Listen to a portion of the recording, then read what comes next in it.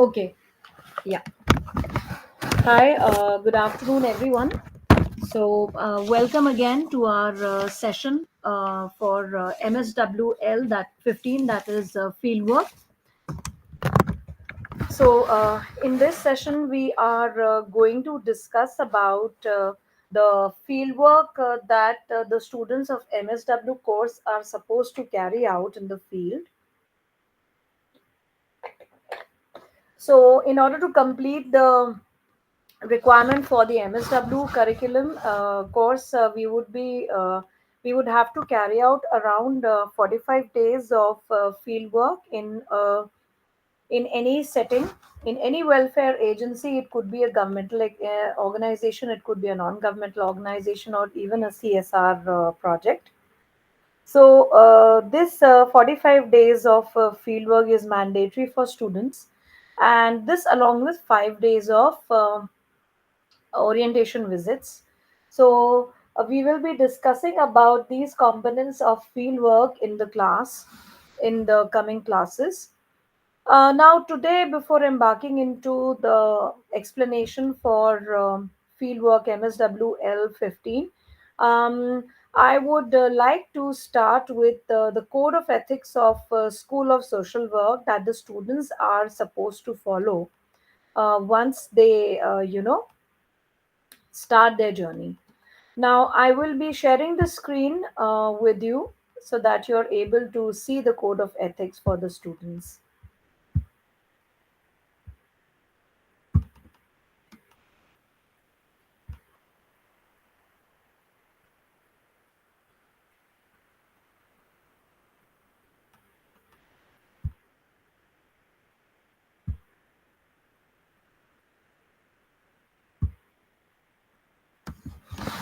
So, this is a code of ethics for social workers, which has been consolidated by the School of Social Work, and specifically for students who will be, carrying out their fieldwork as part of their curriculum requirement.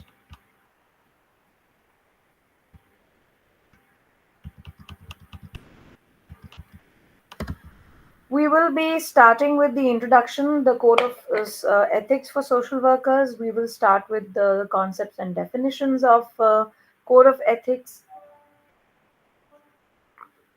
We shall discuss the purpose of code of ethics. What purpose does it serve? Salient features of the code, the values and ethical principles that we are supposed to follow, and finally the ethical standards and responsibilities. So, this is what we will be discussing in today's class and in tomorrow's class. In the next two classes, we shall be covering the MSWL 15 journal, where we will try to understand how the reports have to be written, how what are the agencies that have to be contacted for field work by the students, and all the other information. So we will start with the code of ethics for social workers in this class.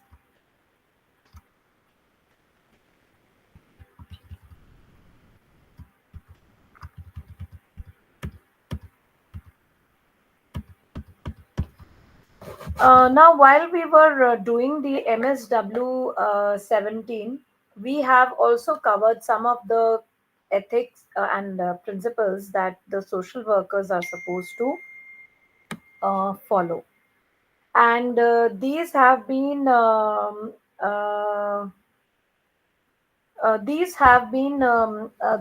to guide the social workers whenever they are carrying out their work in the field. So this is there to guide them how they are supposed to behave, what you know are the things that they need to be careful about, or what are they supposed to, what are they, how are they supposed to behave with their clients.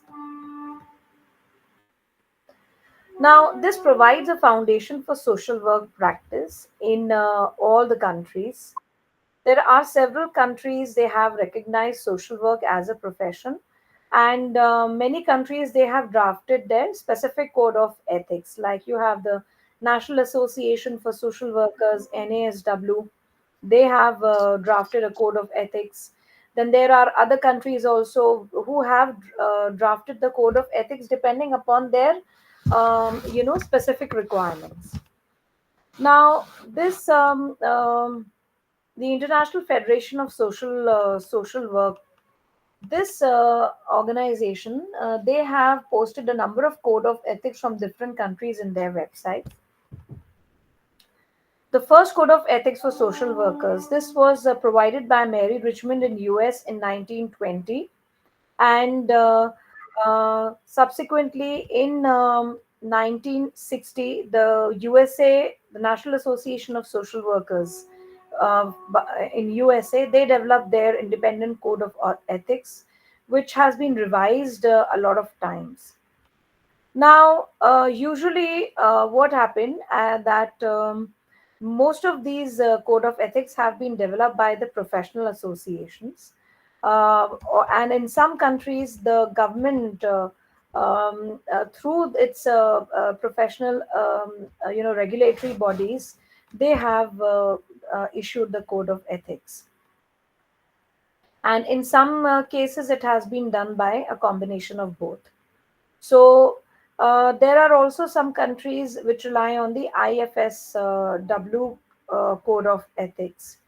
And in India, generally, the most of the schools of social work, they quote the NASW code of ethics, that is the National Association for Social Workers in USA.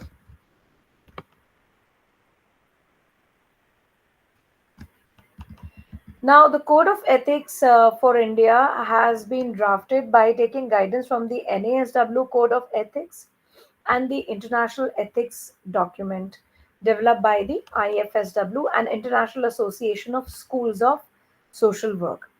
And these are generally, we can say, that extensively used. They have used the book Social Work, a Value Based Profession, which deals with 12 values as core values of social work, along with certain other principles which can be utilized in social work. Um, Now,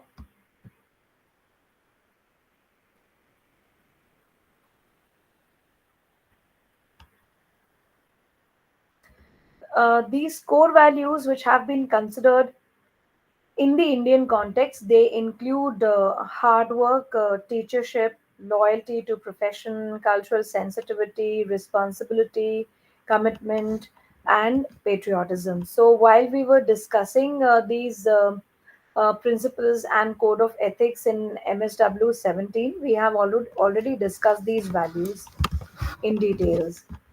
Now, the 12 values, which are based on the School of Social Work Code of Ethics, has been drafted, and these code of ethics, they actually reflect upon the vision and the mission of the social work, like how social work is, with what vision does social work needs to be done in India, and what shall be the mission of the people. Now, these core values, they make evident that social workers in India, they definitely aspire to reach across the millions of people across the length and breadth of the country. And though we know that social work has its origin in US as well as in UK, most of the social work in Indian subcontinent, it can be traced back to the Indian philanthropists and the kings and queens, the governments, social movements and NGOs, and the religions that are there in India, which have elaborately covered in the social work curriculum of School of Social Work. Now, the School of Social Work at IGNOU, they created history in social work education on several fronts, and this can be reflected from time to time in the various periodicals, in journals, in research articles, and other papers which have been presented by faculty. The school has the largest network of the professional and professional institutions associated with it. And the school also enjoys the confidence of not only the National Association, but also with the other academics, practitioners, institutions, as well as the professionals, students, including the National Association of Professional Social Workers in India, that is the NAPSWI. Now, the founder director of the school was the vice president of NAPSWI, and he also nurtured it during its infancy. And it is quite apt for the school to promote a code of ethics for the professionals in India, which is very particularly important since the professionals in India, they do have their code of ethics, and for about now 8 decades now. And it also may be noted that the university, it included a chapter on the code of ethics for social workers in India. And this was included in the BSW program curriculum, which was when it was launched in 2004. The present Code of Ethics is a revised and updated version of the 2004 Code of Ethics. The main focus of social work, we already know, is basically to enhance the well being of people across all sections, barring their caste, their creed, their race, their profession, sex, or socioeconomic status or color, etc. And this profession is aimed at helping the professionals to meet the basic needs of all human beings, especially those who are the poorest of the poor or covering the most vulnerable and disadvantaged sections of the society. Now, this profession is also aimed at entering into the pains of the marginalized and vulnerable on one hand, and also on empowering the other disadvantaged sections of the society.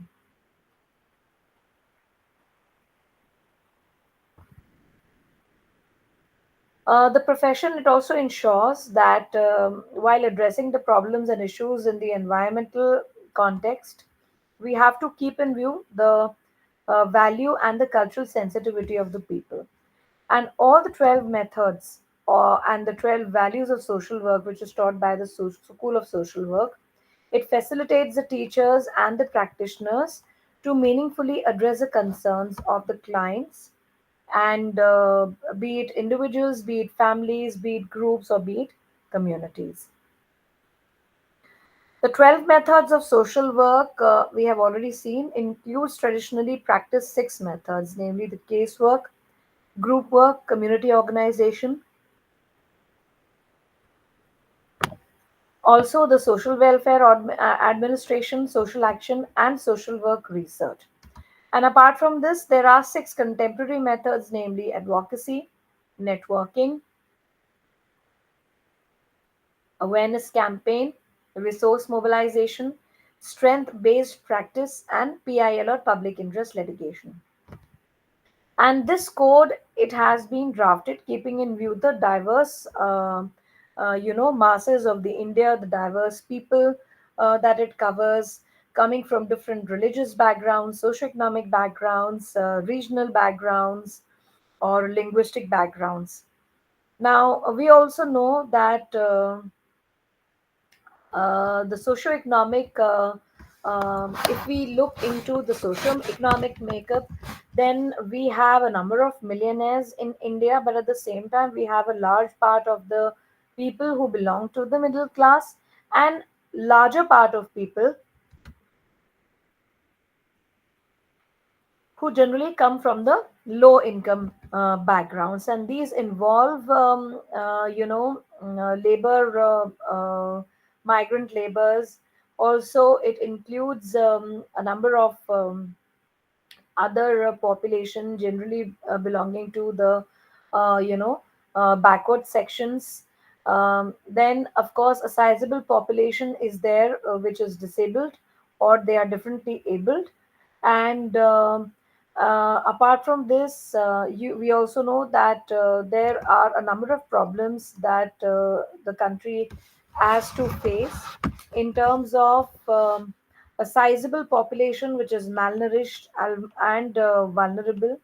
And besides that, other social problems, including the problems related to children, gender issues, and there are problems including the caste based discrimination or socioeconomic discrimination, and so many others. Now, the social work values which have been enshrined in the various code of ethics, it is found in most countries, which is generally, we will find that they have a lot of similarities. And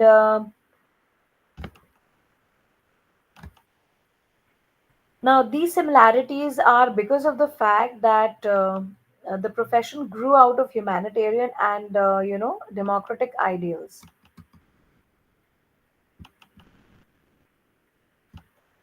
Okay, sorry. Yeah.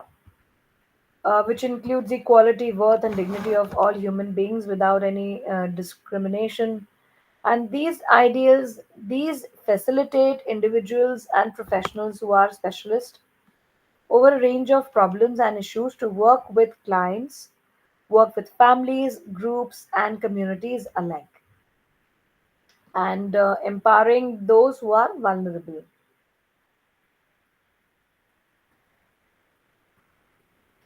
Now, we need to understand here that the values associated with social work are generally cultural specific, and they are related to existing societal values. So, whatever values are there which is existing today, these code of ethics will be dependent on those cultural values and societal values.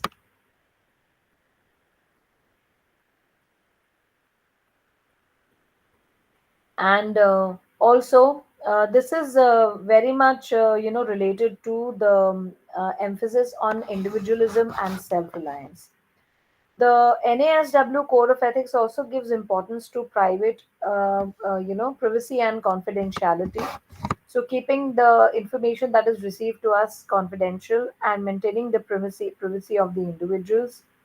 And in the Indian context, dignity and worth of the person requires emphasis, while the extent of privacy and confidentiality become less important. And in most other cases, it is a matter of shared confidentiality within the close circles of the client.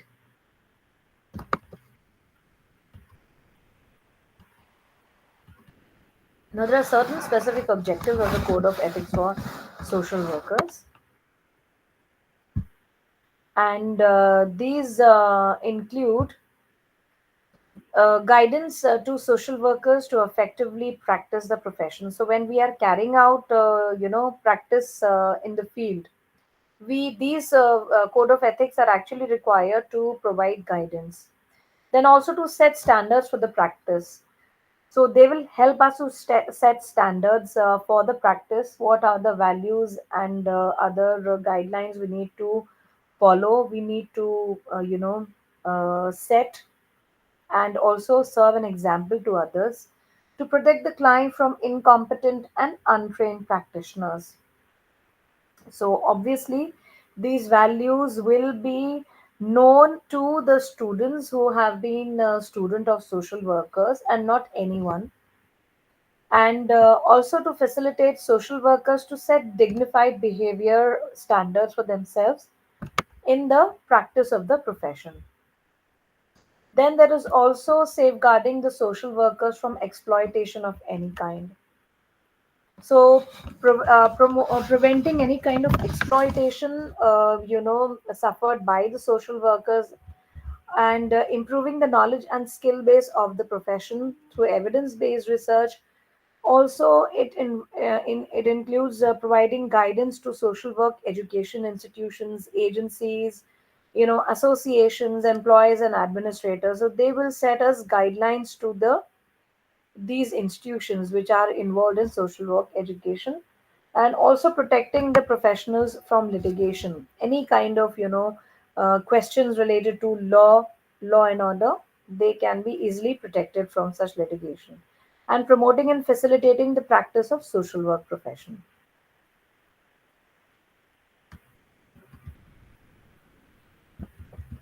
So these are the different principles that are there for the code of ethics. Now, one important thing that has to remember is the fact that though this education, social work education in India is around 8 decades old. It started around roughly 80 years, but the recognition as a profession is still not there in India. And social workers are broadly seen as charity workers of voluntary nature. Although the things are definitely changing, and as we see the concepts changing over a period of time, we find that a lot of these practices have changed. But by and large, the problem remains that the government has not yet recognized the social work as a profession. Now, the practice of charging fee by the professional is almost absent, although the persons with social work education are being widely recruited by NGOs and government welfare agencies. So, definitely, employment opportunities are coming more and more. They are increasing with every day, and this can be seen in by through recruitments by a lot of organizations, which could be NGOs, which could be governmental, which can be inter national organizations and other bilateral organizations. Apart from this, we also know that University Grants Commission has also recognized the university degrees and diplomas, you know, and specifically for social work as a discipline. And there are today over 400 institutions in the country that are currently offering undergraduate and postgraduate programs in India.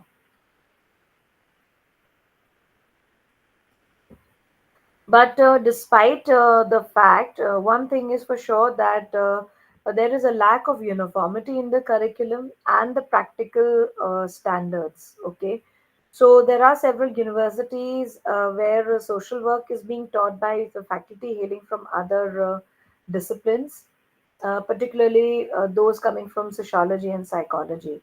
And as a result of this, the efficiency, ethical practices, and the dignified behavior of the professionals are being compromised.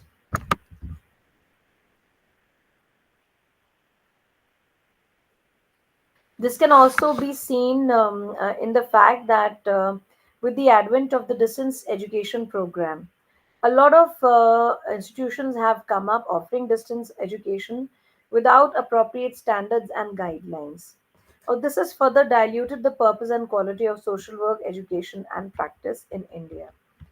Now, under these backgrounds, we will find that the School of Social Work at IGNU, we have spearheaded a very massive movement in providing indigenously developed programs of study in social work, reaching out to the unreached all over the country. And also, we have developed this code of ethics for our students, for academics, practitioners, and institutions, setting certain standards and guidelines. Now, there are certain concepts and definitions that we will study before we go further in this regard. The first concept is that of advocacy. Now, advocacy, as we have already seen, is one of the contemporary methods in social work that is being practiced in India nowadays. It is a term with roots in legal practice, and it refers to the activities associated with negotiating or representing on behalf of a person. Advocacy, also as a method of social work, is a strong weapon in the vessel of professional social workers in the fight I'm sorry, in the fight against social injustice, social deprivation, social evils, and also it enables the professionals to advocate on behalf of the clients, individuals, groups, families, and communities.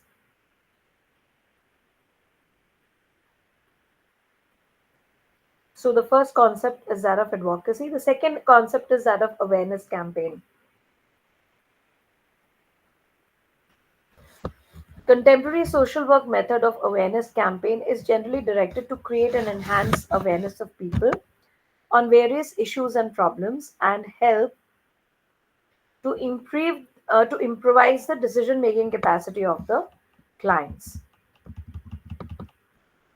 Now the method of awareness campaign, it helps the social workers to educate people to realize the extent of resources which are within their reach to tackle the prevailing problems in the country as well as their community. This method is found to be effective to reach out of the large population, found in to be effective to reach out to a large population in lesser time. Now, awareness raising, on the other hand, is a process which also provides opportunities to gather information and also to improve the understanding and the developing competencies and skills of people in order to bring about changes in their social attitude and also their behavior in a given community or a society. So, awareness campaigns, as we have already seen in the previous uh, uh, previous course, that it is also a contemporary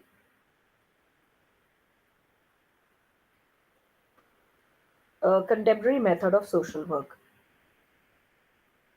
Now, the third concept is that of the client. So, clients are usually the individuals, families, groups, and communities, mostly who are neglected, marginalized, vulnerable, disadvantaged, and have, vulnerable, disadvantaged, and also those who have exceptional needs. Clients also include institutions, it may include agencies and associations. So these are clients who would come with their problems, um, to the social worker. Apart from clients, we have the code of ethics.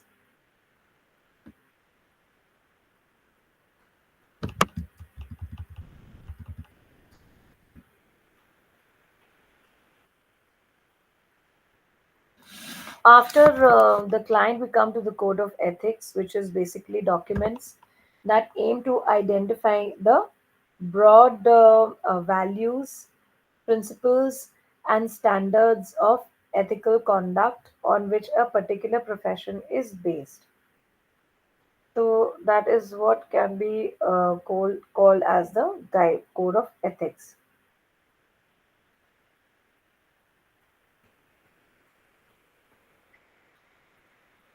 After that, we come to the concept of competence. Now,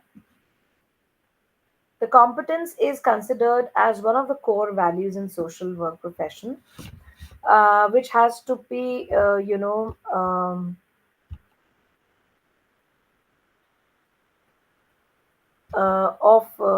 this is considered as a core value of social work professions by various social work associations, practitioners, and academicians across the globe. Now, we will see that competence, it expects the professional to be well aware of the professional values, also the philosophy and methods of social work. It enables the professionals to contribute to the professional enhancement of the knowledge and skill base of the profession. So it is all about contributing to the overall knowledge enhancement and skill based. So this is about caregiving, the actual work that needs to be done, one's ability, about to do something about another's needs.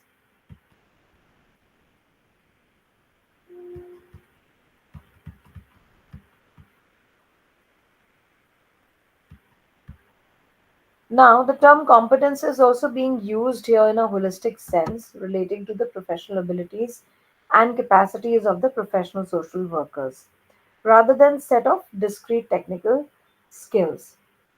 So, this is all about the concept of competence. Next, we come to the concept of confidentiality.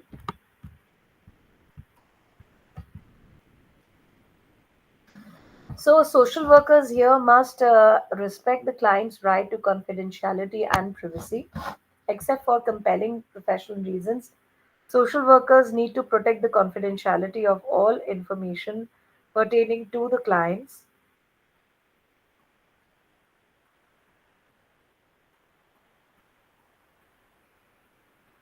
Um, After this, we understand that the limits of confidentiality in any given situation uh, must be set, and the social workers must inform the clients and uh, about the limits of their confidentiality, and this can be done by explaining the requirements of the agency, institution, and the legal system. They also has a responsibility to tell the clients how the information may be used and the purpose for which the information is obtained.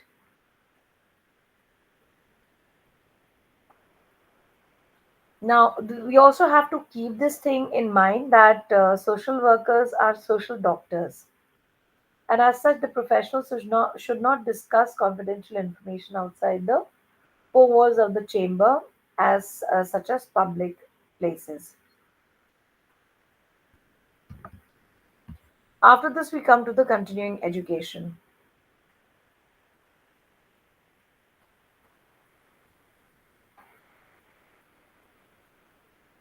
Continuing education is a concept that enhances the knowledge and skill base of the profession, and this can be done by participation of people in seminars and conferences, in undertaking projects, etc. Um, we also understand that education is an all-encompassing term within a broad spectrum of post-secondary learning activities and programs. And continuing education in social work, it enables true professionals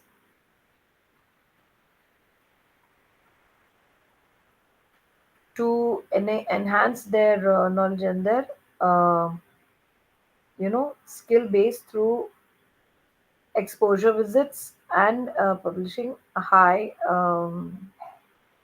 in publishing high quality articles and research publications. So this is a part of their knowledge enhancement, and also um enhancing their overall skill base and exposure. Then we come to the next concept of culturally sensitive practice.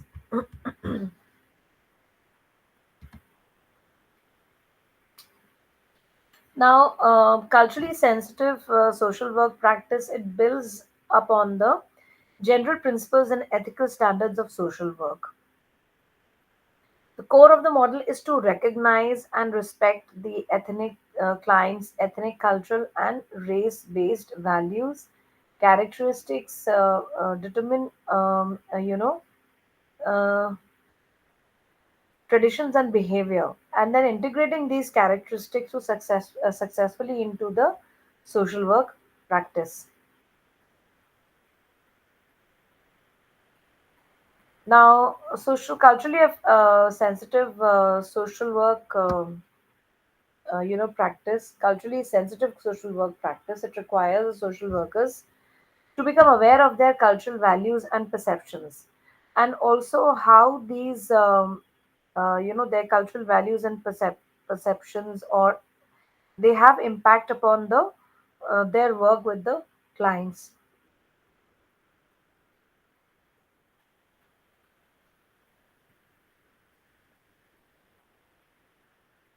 Now,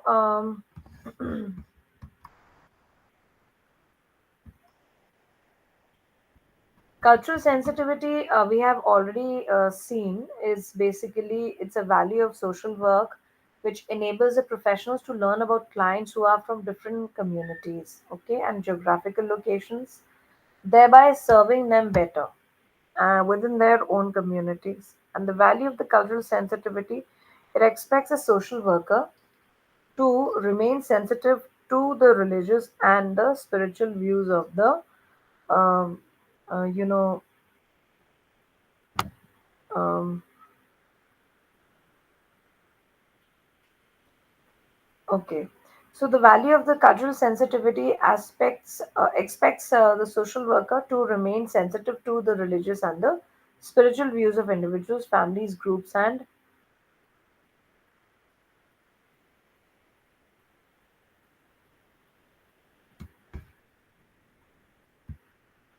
now after cultural sensitivity comes the concept of culture. So culture may broadly be defined as a distinctive way of life and shared values, also including the beliefs and the meanings common to the groups of people. Then we have this concept of dignity and worth of persons. So dignity in is a concept which is used in moral, ethical, legal, you know, and political discussion, and it signifies that human beings they have an innate right to be valued and also to receive ethical treatment. Uh, okay. Now, it is an extension of the Enlightenment era concept of inherent and inalienable rights. Dignity also has descriptive meanings pertaining to the human worth, and this respect the inherent dignity and worth of the person. Apart from this, there are a number of discriminations also which are at play. So, negative discrimination is prejudging and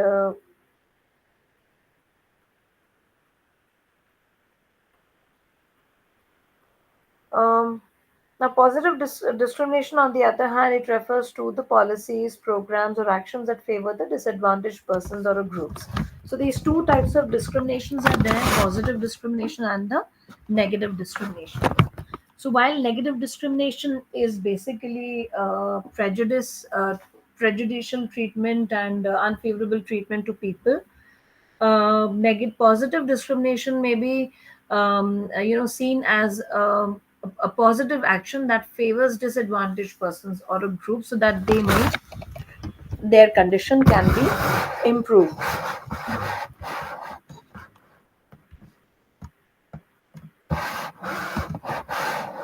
Then next is the concept of dual and multiple relationships, which is between the social workers and clients. Dual or multiple relationships can assume many forms. So, issues may arise in relation to having social contact, exchanging gifts, sharing meals, maintaining friendships, sharing personal details with clients, having business,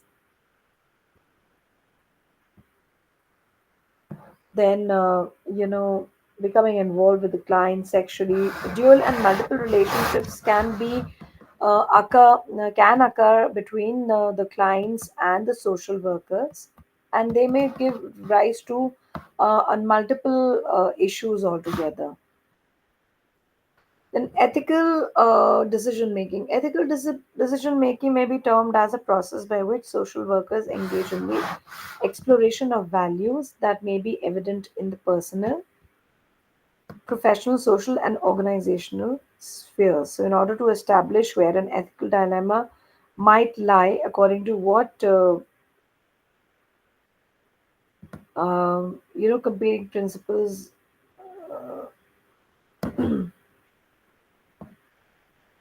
Sorry. So, ethical decision making, we know that it's a process by which social workers they engage in exploration of values that may be evident in the personal, professional, social, and organizational spheres, and this is done in order to establish where an ethical dilemma might lie, according to what competing principles and what factors they take priority in weighing up of alternatives. So, this is the ethical decision making That is deciding according to the ethics, taking up ethics based decision, deciding what is wrong, what is right, and taking decisions accordingly. Ethical standards, on the other hand, are principles that, when followed, they promote values like, having trust in each other, following a good behavior, having fairness or kindness. And there is not one consistent set or standards that all organizations or institutions need to follow, but each of them, they have the right to develop the standards that are meaningful for their organization, institution, and company. So, ethical standards are not always easily enforceable, as they are frequently vaguely defined and they are somewhat open to interpretation. So that is also there.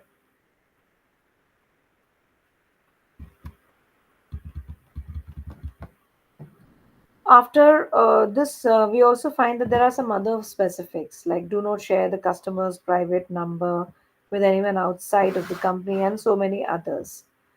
After this comes the concept of ethics.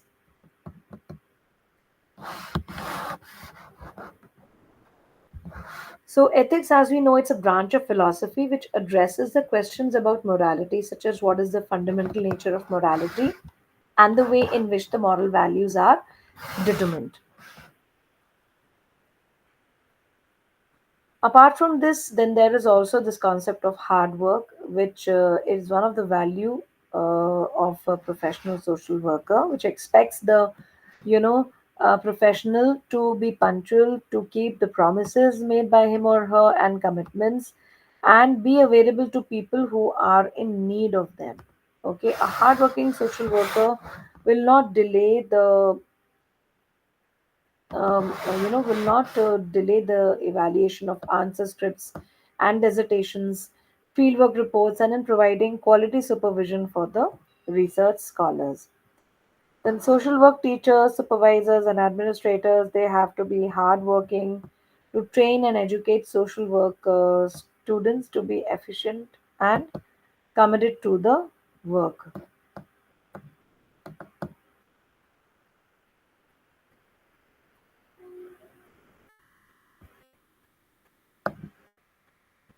After that, we come to the concept of human relationship.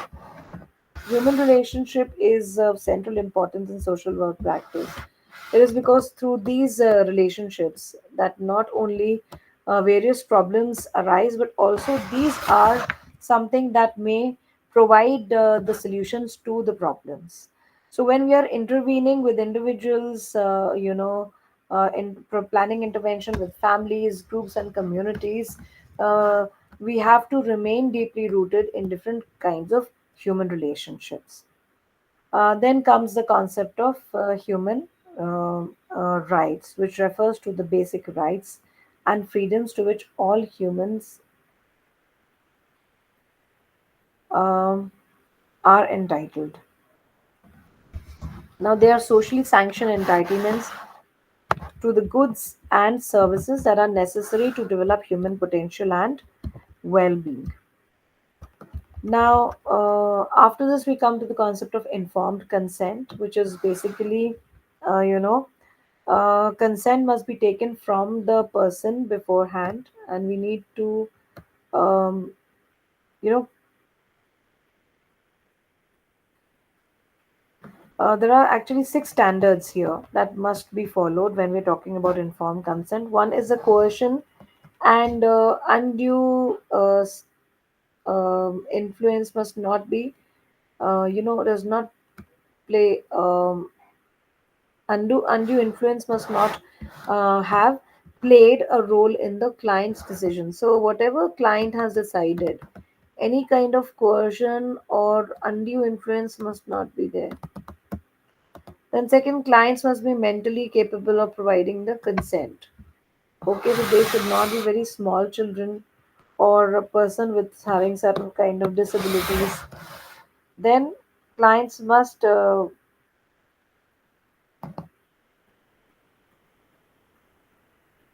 then clients must also consent to the specific procedures or actions. So their consent must be taken for that. Consent forms and procedures must be valid. Clients must have the right to refuse or withdraw consent whenever they want to, And finally, their decisions must be based on adequate information.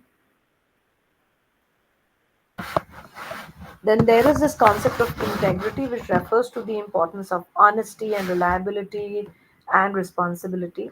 Where the social workers, they will demonstrate integrity with being open and honest by following their professional obligations and by being, you know, accountable for their actions.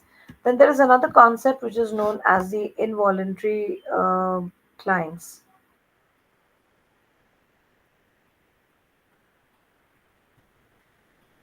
After this, we come to the concept of involuntary clients. Involuntary clients are basically clients of people who have not chosen to receive services or who may be actively opposed to receiving services, which are often court ordered or provided under threat of some other legal sanction. So, involuntary clients are those people which, have not chosen any services to receive, or rather, they have been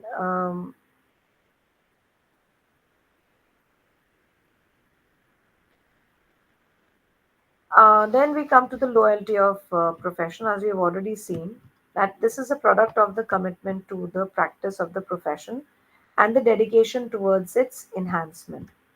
And their loyalty towards the profession is not of uh, you know, the critical acceptance for uh, the uncritical acceptance of the ideology for a product of feared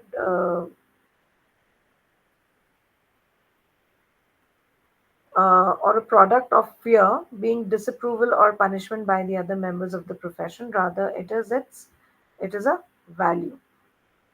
So loyalty to profession, it definitely can be brought out from the practice of the profession and the dedication towards this enhancement of the profession. Then we also discuss the networking. And networking, we may say, it's a supportive system of sharing information and service among individuals and groups.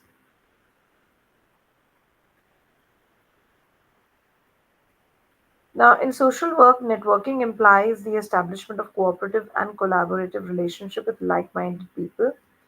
And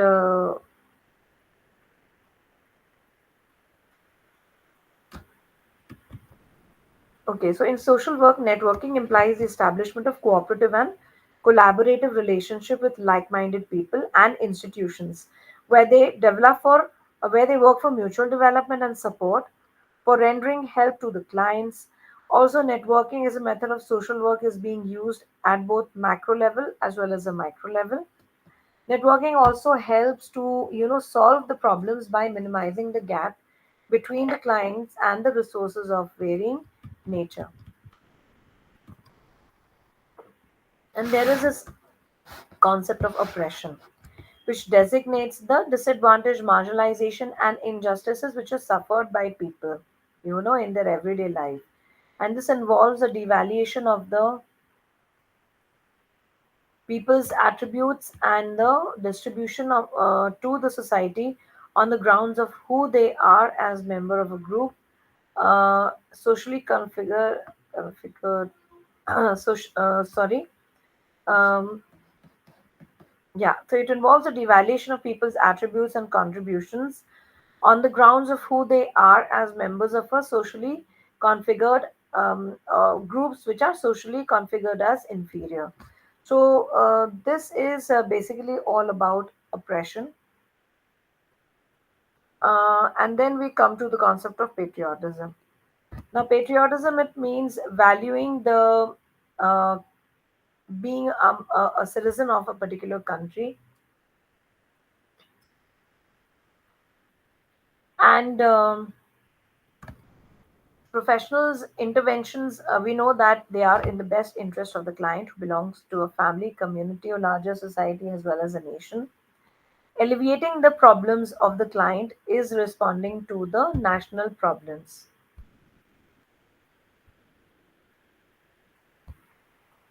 Now, the professional should have adequate knowledge and information about the country's history, about the constitution, about the rights and duties given by the constitution, about the social okay, about the country's constitution, about the past and present, about who the leaders were, what are the policies and social legislations, all in one.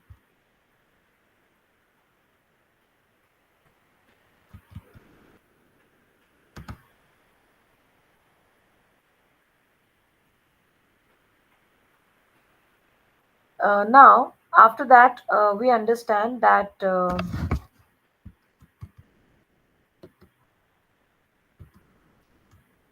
um, apart from this information, it is also important that other activities which are related to patriotism, like singing of the national anthem, posting of the flag, okay, of the national flag, or important national days, as well as the academic and cultural events, all this facilitates patriotism, instilling patriotism among the people, patriotism among the people, and this facilitates the uh, participants to be more patriotic. Now, after this, we come to the concept of privacy, which is the ability of an individual, group, or a you know um,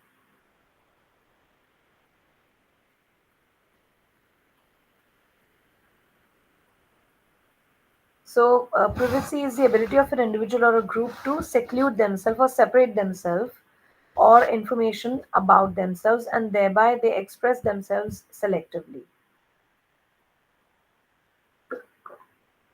So, as social workers, we are not permitted to intrude upon the client's, you know, privacy and identity, and not only after the termination of the case, but also even after the death of the client.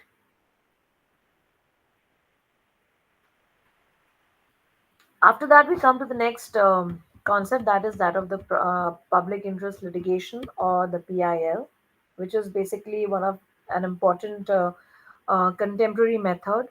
This is there to empower the vulnerable and disadvantaged sections, who are not able to take the services of a lawyer due to their financial difficulties and or restraints, and so this PIL has come up to make use of the existing legislation in the best interest of the clients. This is initiated and used to provide social justice to the people. Now, PIL will help the professionals to make use of the existing legislations in the best interest of the client. And this is a legal action which is initiated in a court of law for the enforcement of the public interest, or you know uh, general interest in which the public or a class of people uh, you know they can approach the legal system with their legal rights or liabilities if whenever they are affected. And the social workers need to know the application of the law for addressing the problems of their clients, and also to provide with effective social work intervention. Next comes the concept of the records.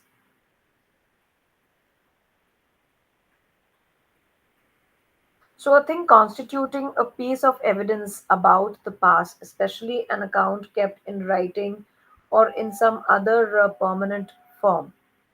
So, professional social workers must ensure that the information is recorded as accurate, free from, you know, social okay, free from impartiality, and safeguard the privacy and confidentiality of the client. So we have to keep information related to the to regarding the case as recorded, and this recorded information needs to be um, you know uh, accurate, and it should be free from any kind of impartiality. And it is expected that the workers will ensure separation of facts and opinions while recording the information. Then next comes the responsibility and the commitment. So the value of responsibility and commitment expect the teacher and the practitioners to keep appointments, promises, and complete the task and you know assignments within the time frame and strengthen the knowledge base of the profession through the no-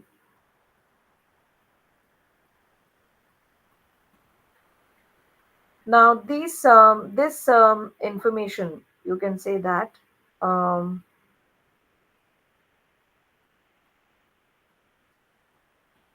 Um, another thing that must be understand that a professional who has a responsibility and commitment would ensure that all the tasks of the workers they are done with integrity. So responsibility and commitment they go along with the principle of integrity or the value of integrity. Then comes the concept of service, which is designed to promote the social well-being. This is basically providing them with whatever help that they require, and also understanding that social workers are social doctors whose um,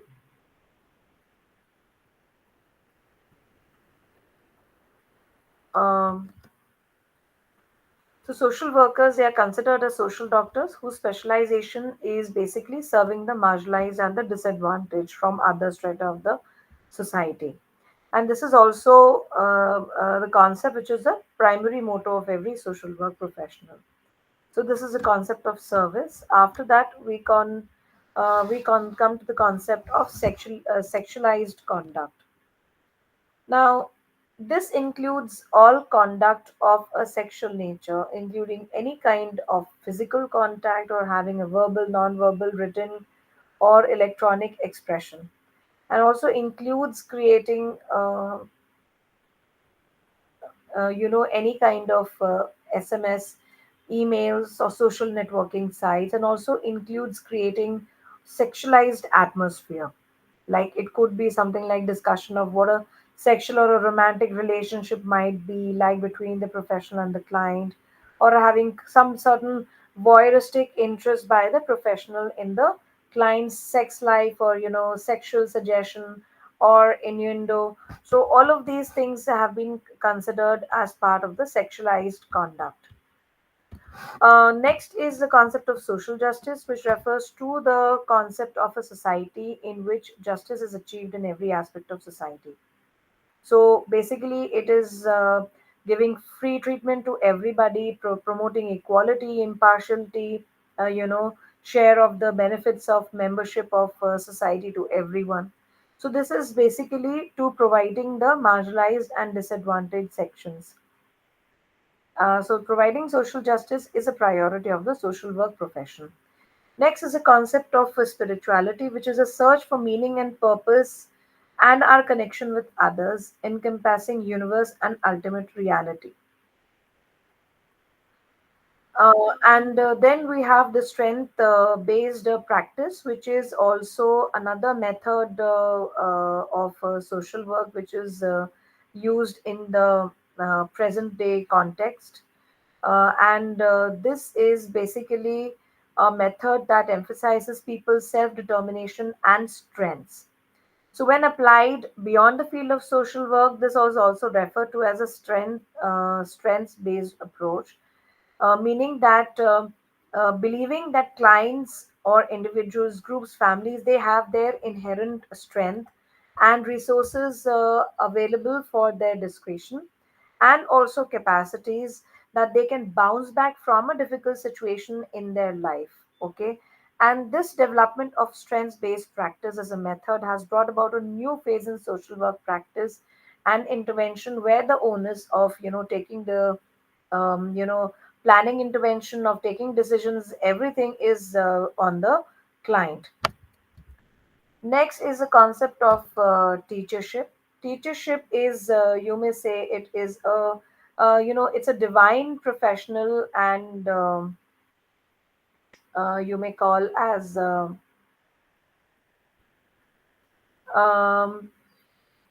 a profession which performs several duties of a teacher. So whether one is working as an academician or as a practitioner of social work. For any client, the professional social work will be a teacher as much as a friend, philosopher, and guide who will be guiding them, who will be providing them information, and also working as, you may say, as a facilitator. So, when the worker involves the advocating changes in social systems and structures that preserve inequalities and injustice, professional is viewed as a teacher as well as a motivator. So, the teachership quality will enable one to promote quality of honesty and also impartiality, commitment, reliability, cultural sensitivity, also promoting hard work, patriotism, and responsibility in one's professional practice.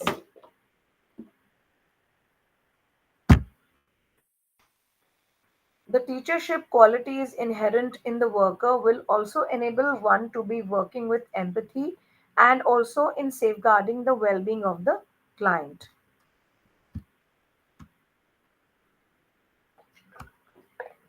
And the last concept is that of the value, where the professional values of a particular grouping and ordering of values within a professional concept. So it's basically um, uh, values which tend to focus on the human functioning, their capabilities, and the development. So these are the different concepts that we needed to understand before we actually go forward in our fieldwork practicum. Now, the next part here is the purpose of the code of ethics. What exactly is the purpose of the code of ethics? Why do we require a code of ethics? And why is it important to follow this code of ethics when we go for our, school social work practicum? Now, professional ethics based on values, principles, and ethical standards. These are at the core social work education and practice. Okay, and this code it prescribes these values, principles, and standards to facilitate all social workers and institutions, where, whether it includes academics, maybe it includes the practitioners who are working on the field, or students, social work institutions, as well as agencies claiming to be practicing social work profession. This code of ethics will guide the social workers and institutions in their conduct and set certain standards which are unique to the people oriented profession.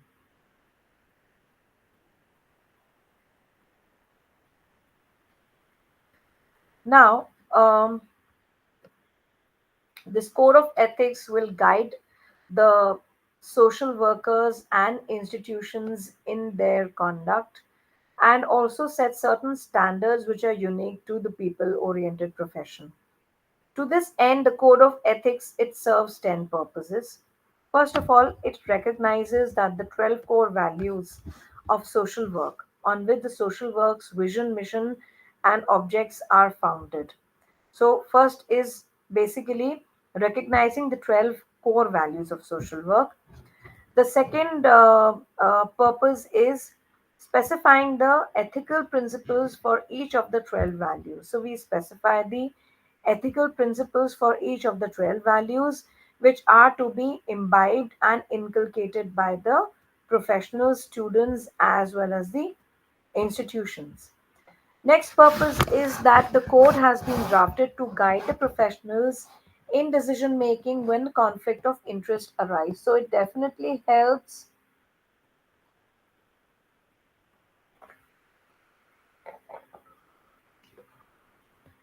the practitioners to actually to make up decision whenever there is a conflict of interest of any kind. It also provides ethical standards to be followed by the professionals and the institutions while practicing the 12 methods of social work. So the traditional as well as the concurrent methods of social work, they whenever they have to be practiced, We need to provide ethical standards, to the practitioners while they are working on the field. This code also facilitates the clients and the general public to hold the professionals accountable. So we have to hold the professionals accountable for their work, for whatever they are doing on the field, the work that they are doing with the clients. They have to be accountable to the clients and to the larger public and society. The code also aims at ensuring that the professionals they adhere to the core values by teaching the same and making them get reflected in their practice. So it ensures that the professionals these adhere to the core values. Okay, and it also is an instrument for the professionals and institutions to examine whether their conduct was in conformity with the values and principles of the social work. So whatever behavior the professionals and institutions are showing on the field, this code helps to examine whether their behavior or conduct is actually in conformity with the values and principles of social work. It also serves a purpose by subscribing to this code. The professionals are bound to respect and follow the values, principles, and the set standards of the professions. So all the professionals they are bound by this code and they have to respect the values and follow the values, as well as the principles and the set standards of the profession. So, whatever standards have been set, we have to follow them. The code is also directed at setting a new paradigm for social workers in India by providing quality services with responsibility and commitment. So, we have to understand that as social workers, we have to provide quality services, and not only provide quality services, we also have to serve the people with responsibility and certain commitment.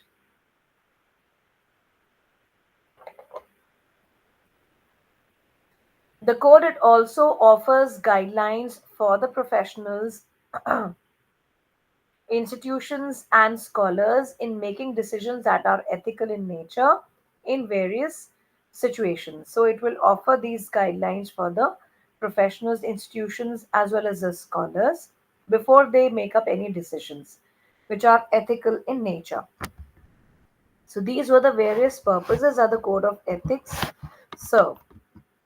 After this, we will come to the salient features of the code.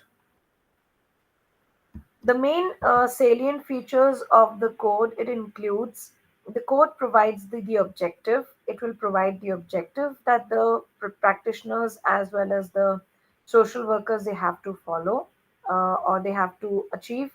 Importance and purposes of the code of ethics for social work profession in the Indian context. So it also provides the importance, what importance the code has and what purpose do they serve. It also reflects the spirit of the 12 core values and 12 methods of the social work. The code it also sets the 7 ethical standards and responsibilities which is expected of the professional social workers in India. So whatever ethical standards that the professionals need to follow and the responsibilities that the professionals need to take. It also specifies the ethical principles which are enshrined in the 12 core values of social work in the Indian context. So, this code will specify the ethical principles which are enshrined in the 12 core values of the social work in the Indian context. And finally, another feature of this code is that it extends guidelines to the entire social work fraternity. So, it provides with the guidelines that the social work fraternity has to follow, be it academics, be it the practitioners, administrators, as well as the agencies.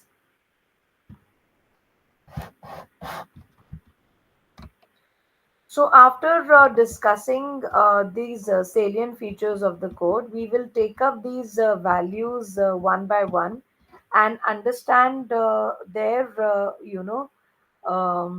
importance to the social work profession. Now, the ideas that the professional social workers should aspire for are enshrined in the core values and principles of social work. And these values and principles of the social work include service to humanity, that is, serving the humanity, carrying out with humanitarian services, social justice, spreading social justice, or providing social justice to people who generally belong to the marginalized sections of the society. Also, working for spreading, respecting the dignity and worth of the person, providing importance of social relationships. Okay, then improvising the giving importance to the human relationship, that is relationship between the different individuals within the society, as well as the social worker and the clients. Increasing the competence, improvising their skills, and integrity, promoting integrity, improving the hard work, and as well as the teachership, and also improving the loyalty to profession.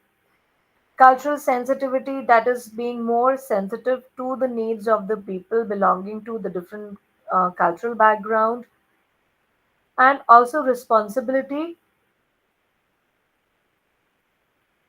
being responsible to the needs of the client, and commitment and patriotism. So, staying committed to the objective and values and principles of the profession, and patriotism, spreading patriotism, that is, spreading the love towards one's country.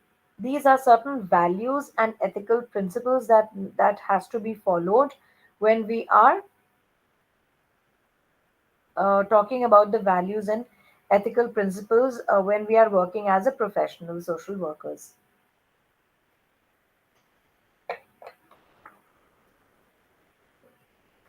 Now, first we come to the first. Here we come to the first value, that is a service to humanity. Service to humanity largely involve providing various services for humanitarian cause. So it could be any kind of a service. It could be counseling services. It could be, providing other services, support services to the client. It could be any other kind of services which is important for humanitarian purpose or relief services. Then, the what are the ethical principles here that is involved? First of all, social workers, they ought to render their service on the ideal of brotherhood of humanity, with an element of self-sacrifice. So this, brotherhood, the sense of brotherhood, or seeing that all the individuals that are there are, they are kind of a part of the same family. This is something which is important, and they must also acknowledge that the service to others is more important than self-interest, and therefore place the needs of others ahead of their own personal interest. So this principle, it acknowledges the fact that the service that we offer to others is definitely more important than any self service, okay, or any self interest, and therefore the place the needs of others ahead of their our own personal needs must be uh, you know taken, must they must have, so they must serve the needs of the others ahead of their own personal interest. Third principle is that the social workers, they must provide some remedial or preventive or developmental, emotional and supportive services. So remedial means providing any kind of remedy to the clients. Preventive means, any kind of preventive services which prevents the, that problem to happen, or any kind of preventive measures that the client needs to take. Any developmental services regarding their personality development, regarding the the overall strengths, development of the strengths of the clients, their development of their abilities, working on their emotional well-being and other supportive services, whether it is relating to their emotional support, whether looking after the financial support, or sponsorships, and looking after their any other supportive services that they may require, or health services to the clients. Now, these clients can be individuals, they can be families, they can be groups, or they may be communities. Now, keeping in view the duty towards the nation, social workers, they must also extend every possible service to the country. So they may provide whatever help is required, for serving the country. They may also provide their guidance and support to the policy making process by, providing help to the policymakers for formulating people oriented and welfare policies. And this can be done considering the so many um, years that they have served and the knowledge that they have accumulated over this long period of time. Social workers, they must also provide services to your humanity based on the professionals theoretical base, which include all the 12 values and the principles. So these services may be provided to the clients based on the profession's theoretical base. So this includes the 12 values and the principles, as well as the 12 methods and techniques which has been identified and promoted by the profession. And finally, social workers, they must connect clients with the system and institutions that provide services or resources, support and opportunities to humanity across the board. So social workers, they may connect the clients, to such systems and institutions that may provide them with whatever service are required.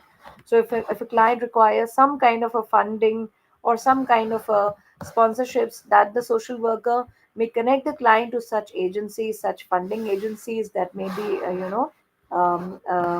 willing to provide such service to the clients. There may be some other services also, like health services or any kind of, other support services or other resources that the client may require, and other opportunities uh, to the clients. So this was the first value pertaining to the service to humanity. The second value comes the value of social justice. Now, social justice, the ethical principle related to this value of social justice is, as change agents, like as people, as persons who are involved in bringing about changes in the society or bringing about changes in the life of the clients. Social workers, they have to challenge injustices in every society. This is very much with regard to the vulnerable population or groups that are disadvantaged in any manner, people who are oppressed or exploited, as well as the poorest of the poor.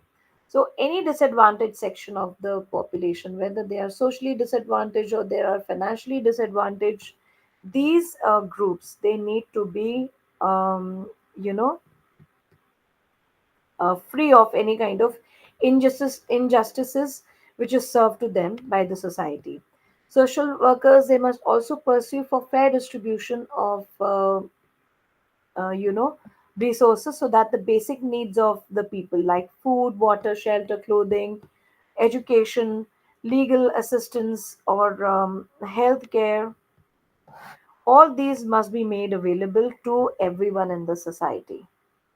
Thirdly, social workers, they must relentlessly work towards ensuring equal rights and equal opportunities to people without any kind of discrimination,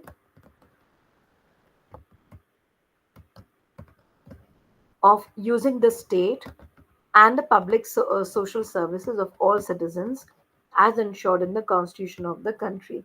So they must work continuously towards ensuring these equal rights and providing equal opportunities to the people without having any kind of discrimination.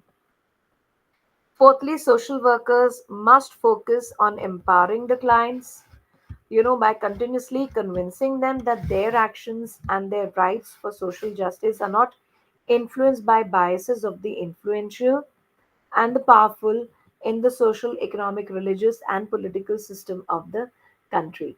So they have to focus on empowerment of the rights. So let the clients become so capable that they are able to make decisions for themselves, that they are able to decide the um, uh, you know um,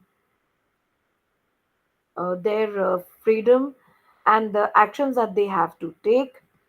Uh, and this is definitely not influenced by any kind of biases from the sections of the society that are more powerful in terms of social influence, in terms of their economic influence and access to resources, in terms of religious and the political system of the country. And social workers, they must also recognize and respect uh, uh, you know, the cultural diversity of the population. That is the differences that we see, cultural differences that we see in terms of the linguistic differences or the language barriers, their religious differences, class differences or caste differences, gender differences, and the socioeconomic status. And any kind of oppressive and unjust policies that must be challenged by the social workers, and any practices of such kind, they must also be challenged by drawing the attention you know um, of those people, of the people who are in actually power. These people would include policymakers. These would include employers, legal and constitutional experts, and the general public. So they must challenge such oppressive and unjust behavior, policies, and practices. Then social workers, they also have the duty to work towards ensuring an inclusive society where the resources are inadequate. Okay, okay. Sorry. The thing is, it should be social workers. They have the duty to work towards ensuring an inclusive society where resources are adequate, socially people are included, and stigmatization is definitely um, um, not rampant. And this is the kind of society that the social workers, they have to work towards. Now the third value here is the respect for dignity and worth of the person. So this respect for dignity and worth of the person is uh, has these ethical principles related to it. The first principle is basically understanding that though human rights are derived from the dignity and worth inherent in the human person, every effort needs to be made to ensure that the interventions are made with any non judgmental attitude. So, any non judgmental attitude should not be made when we are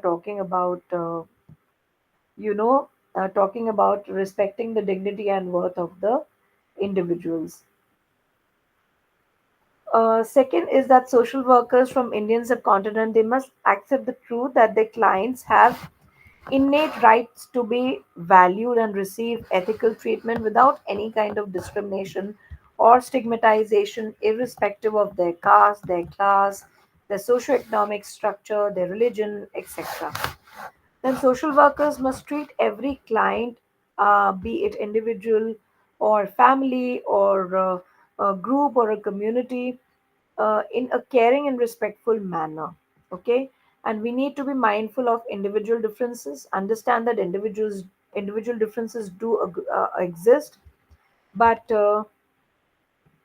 these cultural and ethnic diversity and religious beliefs must be taken into consideration when we are, working with individuals. Then social workers must also understand that valuing the dignity and worth of each client means that we respect and honor the right of the client for self determination.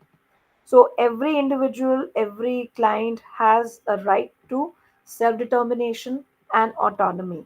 So we do not dictate our terms or dictate our decision making, or impose our understanding or decision making on the client, but rather we let them take the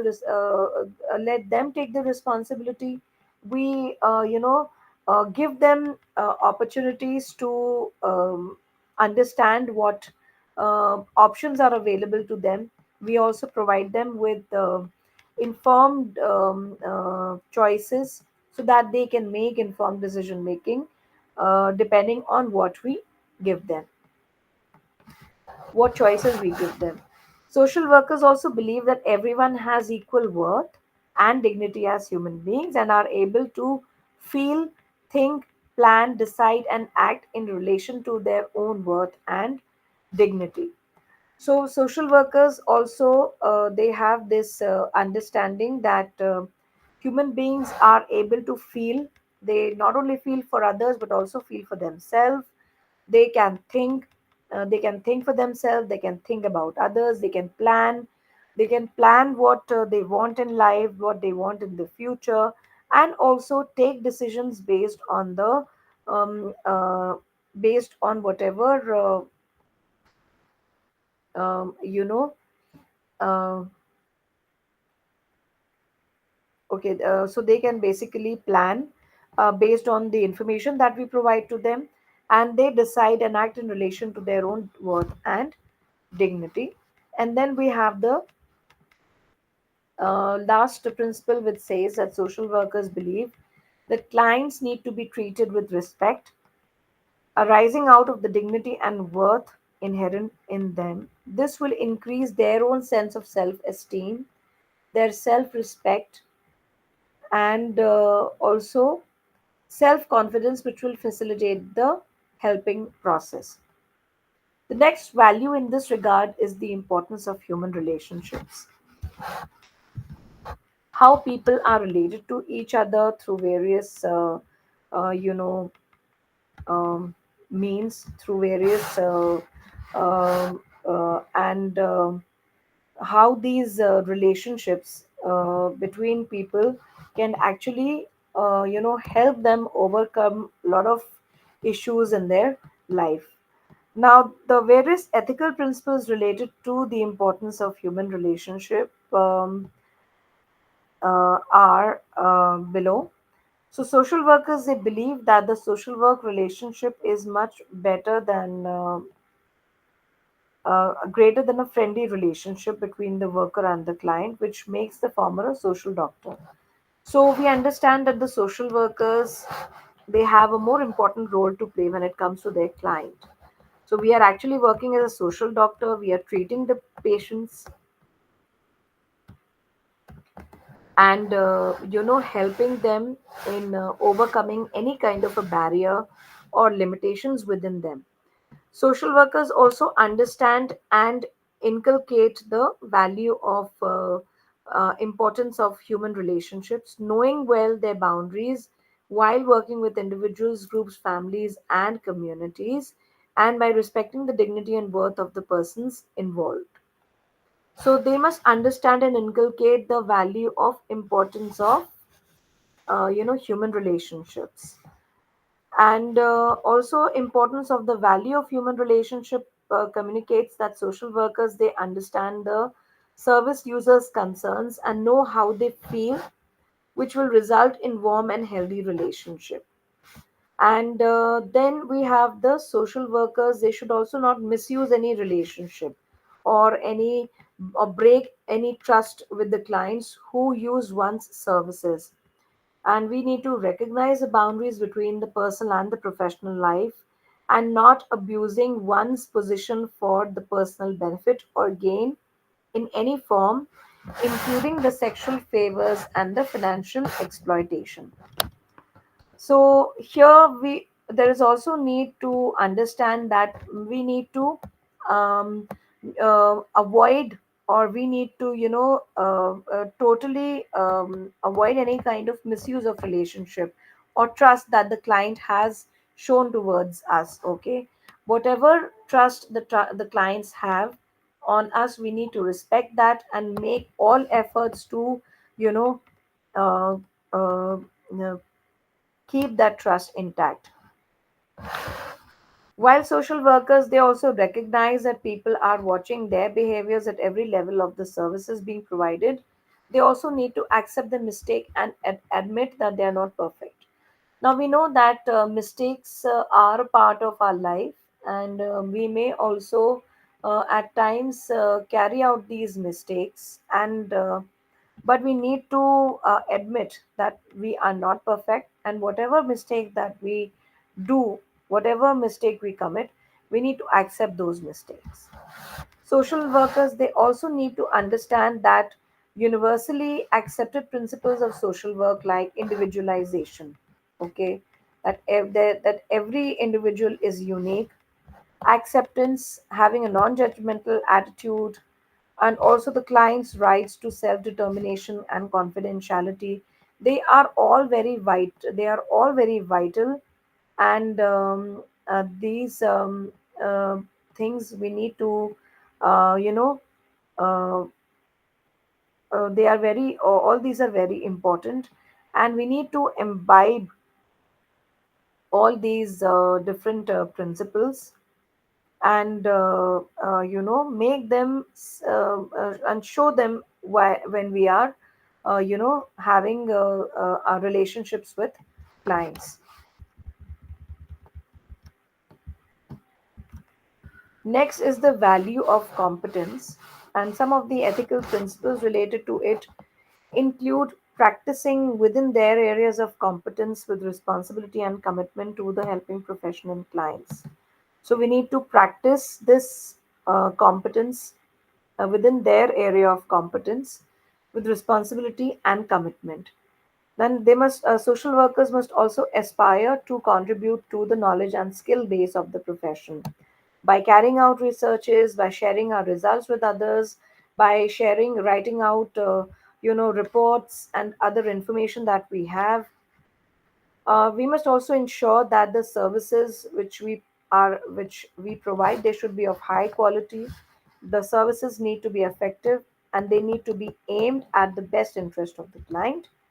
We must also represent ourselves as competent not only after pursuing appropriate study, but also by successful completion of the degree or diploma, by having a guided training, consultations with experts from relevant fields, and supervision from people who are competent in the areas of interventions. And finally, and also the social work must continue to gain competence by being open to new knowledge and skills from research findings. So we must be aware of the new research that is happening in the field, improve up our skills and knowledge, share our experiences with other professionals, and also learn from their experiences, participate in continuing education programs of various nature, and finally the code of ethics which is expected, this expect the social workers who undertake research to ensure minimum risk to the respondents, also seek informed consent in advance. So we need to seek consent from the clients and guarantee confidentiality whenever we are dealing with some information which is very personal nature about the clients, and also value their cultural sensitivity and the patriotism. So these are certain principles related to these values. uh, Tomorrow we shall meet and we will continue with this particular part where we shall discuss the other values of value base of social work and the principles associated with those value base. We shall also, we shall also start with the with certain parts of the um certain parts of the uh, our fieldwork journal, and understand what are the things that we need to um, keep in mind when we are practicing the fieldwork curriculum. So, once again, I would like to thank you all for joining me today for the session and taking time out.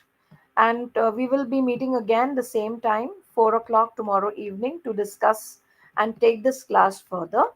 So, thank you once again for joining me for today's meeting.